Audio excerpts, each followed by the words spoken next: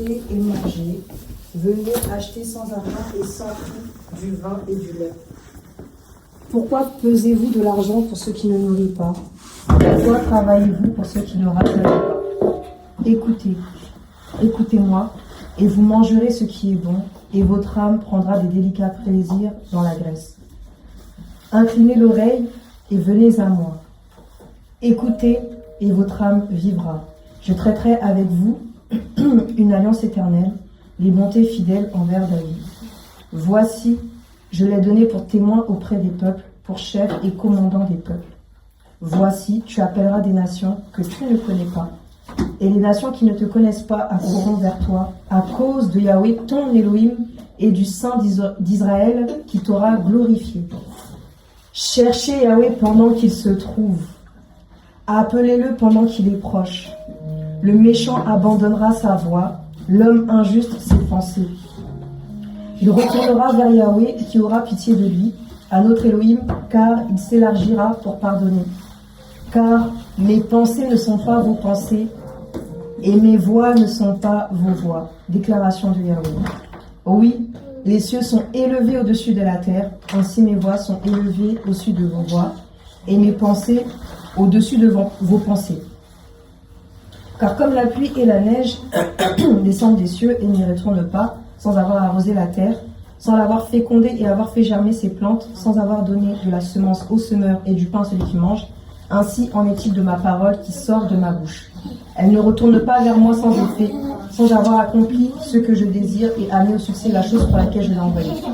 Car vous sortirez avec joie et vous serez conduits dans la paix, les montagnes et les collines éclateront en cris de joie devant vous. Et tous les arbres des champs battront des paumes. Au lieu de l'épine s'élèvera le cyprès, au lieu de la ronce croîtra le myrte. Ce sera pour Yahweh un nom, un signe éternel qui ne sera jamais retranché. En fait, quand je lisais ça tout à l'heure, je me disais, waouh Seigneur, mais en même temps c'est difficile, c'est compliqué, il faut vraiment creuser dans l'intimité parce que sinon c'est sec, c'est vraiment sec. Même des fois quand tu pries, il faut vraiment insister parce que on sent que c'est vraiment combattu en fait. Et ce que j'aime, c'est que ce passage il commence par à vous tous qui avez soif. Donc on est dans des temps de sécheresse. Vraiment, on est vraiment dans des temps de sécheresse et le Seigneur nous invite à venir aux eaux, à venir dans sa présence, à venir dans sa parole, à venir dans l'intimité, parce que c'est là où lui va nous faire du bien, il va nous arroser, comme dans Jérémie 24 ou 23, je ne sais plus. Dans Jérémie, c'est écrit que la parole dit que on est comme des arbres plantés près d'un ruisseau d'eau et on ne sent pas le soleil frapper en fait au temps de chaleur. Il faut aller puiser en fait dans la présence du Seigneur. Mais ce qui a retenu mon attention, c'est quand il dit cherchez Yahweh pendant qu'il se trouve. Donc là, on est dans le temps où c'est vraiment à nous d'aller vers lui, de vraiment le chercher, le rechercher, vraiment le chercher. Quand il dit chercher, c'est que, en fait, le Seigneur ne gaspille jamais son langage. Tous les termes, les mots, les verbes qu'il emploie ont un sens en fait. Quand il dit chercher, c'est vraiment, là, il faut vraiment aller à la source. Il faut vraiment puiser pour trouver en fait ce que notre âme, ce dont nos âmes ont besoin. Et là, ils disent bien pendant qu'il se trouve. Certainement qu'il y aura un temps où on ne pourra plus le trouver. Et on sait que ce temps-là, normalement, c'est pas pour l'ecclésia. Hein. Le temps qui va arriver, le temps compliqué, là, normalement, c'est pas pour l'ecclésia. Mais cherchez Yahweh pendant qu'il se trouve. Donc ça nous avertit qu'il y aura un temps où on ne pourra plus le trouver. Appelez-le pendant qu'il est proche. C'est-à-dire que dans ces temps de difficulté, c'est là où justement il faut chercher le Seigneur en fait. Parce que sinon, le soleil va nous sécher. La chaleur va complètement nous détruire en fait. Et quand j'ai regardé dans le dernier verset, ce qui m'a encouragé, c'est en fait on voit que c'est écrit comme ça, mais des fois on ne va pas chercher ce que ça veut dire. Pourquoi le Seigneur il a employé, pourquoi il a parlé de cet arbre-là précisément et pas d'un autre. Et au verset 13, il dit bien, au lieu de l'épine s'élèvera le cyprès, au lieu de la ronce croîtra le myrte. Déjà, est-ce que tout le monde sait ce que c'est une épine? Tout le monde sait ce que c'est une épine? Une épine, ça pique, hein? On est d'accord, hein? Une épine, pour la toucher, même pour s'approcher, c'est compliqué, hein? Rappelez-vous ce qu'on a dit précédemment, quand on a commencé à lire ce passage. En fait, le Seigneur nous parle déjà du cœur, en fait. Il nous parle du cœur. Et quand j'ai regardé, en fait, l'épine, j'ai fait des recherches. Ce que c'est qu'une épine.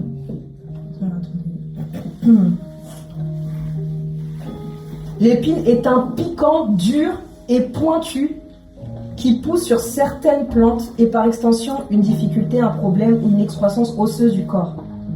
Donc déjà dans la parole, on voit déjà que le terme épine, dans ce verset, il est... En fait, si le Seigneur le compare à un cyprès, c'est que déjà, l'épine est dans une position défavorable.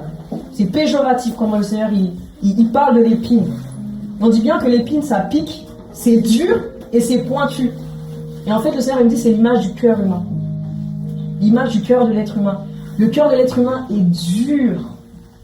Le cœur de l'être humain blesse, pointu. Quand c'est pointu, souvent quand on touche une épine, en général, on se blesse, on saigne. Donc c'est comme si le cœur de l'être humain est rebelle en fait au Seigneur, est rebelle en fait à la parole du Seigneur. Mais quand on dit qu'on s'est converti, on a donné nos vies au Seigneur, on doit abandonner en fait ce cœur dur là en fait. D'abandonner ce cœur dur. Et de vraiment accepter sa parole pour qu'elle pénètre en nous. Et quand j'ai regardé le cyprès, ça m'a vraiment interpellé le cyprès. Je sais que de base, quand on se promène, même à l'école, on l'a appris, hein, le cyprès c'est un arbre quand même, c'est un arbre noble. Je ne sais pas si vous voyez ce que c'est un cyprès. Les cyprès, c'est souvent des arbres qu'on retrouve dans les châteaux, dans des jardins très... Enfin, c'est noble en fait, c'est vraiment un arbre noble. Et ce qui m'a vraiment beaucoup touché, c'est que quand j'ai regardé ce que c'était un cyprès, je dis, wow, Seigneur, je ne savais pas qu'il y avait tout ça dans le cyprès. Alors, attends, je vais faire ça.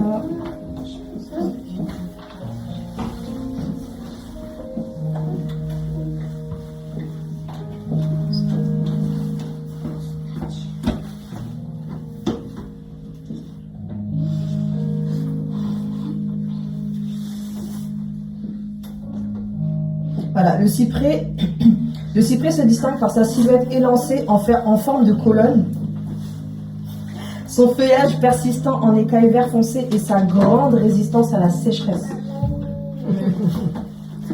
Est-ce qu'on me suit? Amen. On dit bien, on ne dit pas petite, on dit grande résistance à la sécheresse.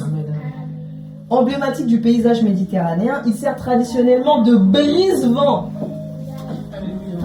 Il sert de brise-vent, efficace et symbolise l'immortalité. Bon, ça après c'est autre chose. Mais ce qui m'a interpellé, c'est non seulement c'est un arbre, on dit qu'un peu plus bas, j'ai vu que c'est un arbre qui est élancé vers le ciel. Ça c'est fort, c'est un arbre qui se tient droit. En plus c'est vrai, hein, quand on voit le cyprès, il est comme ça limite. Humainement, je pourrais dire qu'il est comme ça. Donc c'est un arbre qui se tient droit. Et en plus, son visage est tourné vers le ciel. Et je dis, mais Seigneur, ça veut tout dire en fait. Il dit qu'il y aura des cyprès. J'ai dit, donc là, vraiment, c'est l'image du chrétien en fait. Du chrétien qui demeure à la présence du Seigneur, qui craint le Seigneur, etc. Il ne sentira pas la chaleur. Parce qu'on dit que cet arbre, la particularité de cet arbre, c'est qu'il a une grande résistance à la sécheresse. Et après, un peu plus bas, ce que j'avais vu aussi, c'est que, en fait, c'est un arbre qui en fait, il est capable de résister aussi au temps sec, aux sols qui sont secs en fait. Quand il est bien enraciné, il peut sécher, il peut faire canicule, il peut avoir limites des incendies. Il bouge pas. C'est vraiment un arbre, c'est un arbre particulier. Et je me suis dit, waouh Seigneur, en fait c'est ce que tu attends de nous en fait. Qu'on soit des arbres qui résistent, qui ont une grande résistance en tout cas à la sécheresse. Et en fait, quand j'ai vu aussi, tout à l'heure, quand on a vu que c'était un arbre brise-vent, le Seigneur qui est en train de me parler, il me faisait comprendre que mais brise-vent, ça veut tout dire. C'est-à-dire qu'il peut y avoir des tempêtes, il peut y avoir des tornades, il peut y avoir l'orage, il peut y avoir des vagues, cet arbre ne bouge pas carrément, il brise le vent. J'ai dit, mais ça c'est terrible ça. En fait, c'est littéralement, il brise le vent. Et j'ai vu que traditionnellement, même vers la Méditerranée, c'est un arbre qui est souvent près de la mer, en tout cas dans ce climat-là. En fait, il empêche le vent fort. T'as frappé en fait. Et là, je dis, waouh, Seigneur, un brise-vent. Donc le Seigneur nous voit en tant que chrétiens comme des brise-vents. Donc on empêche certaines tempêtes d'arriver. Tant que tu te tiens dans la présence du Seigneur, là, tu empêches ce vent impétueux là. Tu dis, tais-toi, arrête-toi. Je suis enfant du Seigneur, tu ne bouges pas. Tu ne vas pas terrasser, tu ne vas pas détruire. Parce que nous sommes des brise-vents en fait. Et je me dis, waouh, le cyprès. Et comme j'ai dit tout à l'heure, c'est un arbre qui est noble. On va pas trouver ça dans tous les jardins. C'est un arbre vraiment très très noble. Et c'est aussi le synonyme de la royauté. En tant qu'enfant du Seigneur, nous sommes des princesses et des princes. C'est ça en fait la marque de la royauté en fait, tout simplement. Le Seigneur affirme en fait qu'on est vraiment ses enfants et qu'on se tient en fait dans sa présence, les yeux fixés vers lui. Alléluia. Et ça m'a vraiment, waouh, j'ai dit waouh Seigneur, c'est terrible ce passage, j'avais pas vu ça comme ça. Et après il dit, donc, au lieu de l'épine s'élèvera le cyprès. Donc ce que j'aime aussi dans cette verset, c'est même, dans ce verset, c'est même le temps que le Seigneur va employer. Au lieu de l'épine, même la phrase pour moi elle est constituée, s'élèvera le cyprès. Donc c'est-à-dire que le Seigneur, il va déraciner les épines qu'il y a en nous et il va faire élever le cyprès. J'ai dit, mais ça c'est beau, Seigneur. Oui, peut-être aujourd'hui tu es comme ça. Le Seigneur il voit demain tu es le cyprès. L'arbre qui est enraciné dans ma présence, avec l'eau de vie. Et tu transmettras la vie. Et ça c'est trop magnifique en fait. C'est tellement beau. Après il précise encore, au lieu de la ronce, croîtra le myrte. On sait déjà que le myrte quand même c'est quelque chose. Maintenant la ronce. Je suis partie regarder ce que c'est la ronce.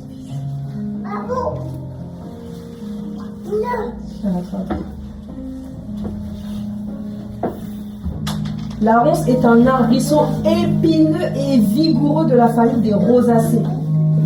Donc en fait l'image de cet arbre c'est que c'est très fouillis en fait quand on le voit. En général même les gens qui ont des maisons, quand il y a une ronce en général ils veulent pas que ça reste dans leur jardin, ils veulent pas que ça reste dans les maisons, on arrache les ronces parce que c'est pas beau en fait, c'est pas joli. Et en fait j'avais vu dans d'autres endroits, en fait c'est un arbre sauvage. C'est fort hein, c'est un arbre sauvage. Et il est aussi épineux et en plus j'avais vu plus loin que c'est un arbre qui est impénétrable. C'est aussi l'image encore du cœur humain. En fait ça peut être l'image d'un cœur qui est rebelle en fait au Seigneur, qui est rebelle à la parole du Seigneur et qui refuse que la parole du Seigneur pénètre en lui. C'est ça un ronce. C'est ça l'image du ronce en fait. Et là je me suis dit wow Seigneur, c'est terrible en fait. Il faut accepter en fait la parole du Seigneur pour pouvoir changer en fait et devenir un cyprès demain ou un myrte. Et je me suis dit waouh Seigneur, c'est terrible en fait, c'est vraiment fort. Et en général, les gens quand ils ont des ronces dans leur jardin, ils veulent s'en débarrasser. Et de toute façon en général, on verra les ronces ça pousse en général dans les forêts. Hein. On ne garde pas ça comme un arbre décoratif ou même une plante. Personne ne veut de ronces. Les ronces on les laisse là-bas dans la forêt. Donc tout ça pour dire que il faut vraiment rechercher, on est dans un temps, il faut vraiment chercher Yahweh et pendant qu'il se laisse trouver, vraiment de demeurer dans sa présence afin que l'on devienne des cyprès et des myrtes. Et le myrte, quand j'ai regardé le myrte, j'avais...